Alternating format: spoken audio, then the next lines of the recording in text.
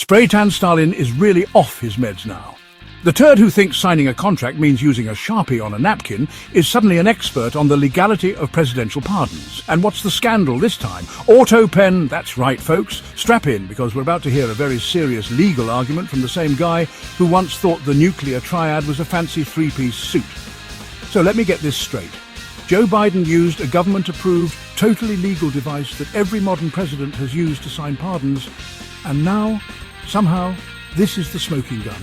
Really? This is like getting pulled over for running a red light and saying, "No, officer, my Tesla was in autopilot. It doesn't count." But hey, why not? When you're making up rules on the fly like a 6-year-old playing Monopoly, anything is possible.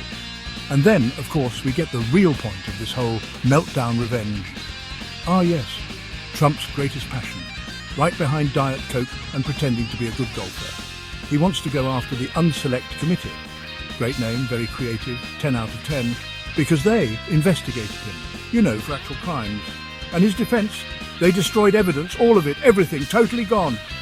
Oh sure, buddy, just like all those missing ballots, the secret Venezuelan voting machines and the FBI agents who were too busy crying to do their jobs. Very convincing. And let's not forget the real kicker. Trump, the man who gave out pardons like they were free samples at Costco, is now suddenly very concerned about presidential pardon abuse.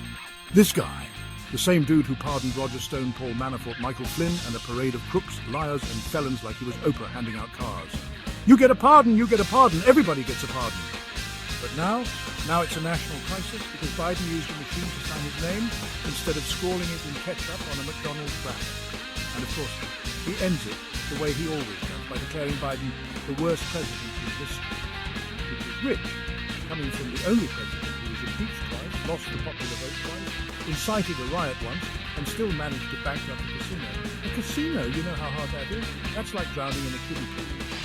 But hey, this is Trump we're talking about, a man so desperate to be relevant that he's out here screaming about Autopens while the rest of us are just trying to afford eggs. So keep the tantrums coming, Tony. It's the best comedy we've got going right now. Brent Molnar, Voice of Reason.